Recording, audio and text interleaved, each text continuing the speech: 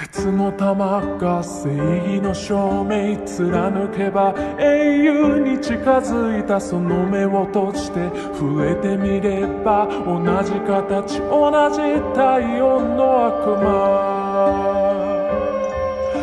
僕はダメであいつはいいのそこに壁があっただけなのに生まれてしまった定め嘆くな僕らはみんな自由なんだから鳥のように羽があればどこへだって行けるけど帰る場所がなければきっとどこへも行けないただただ生きるの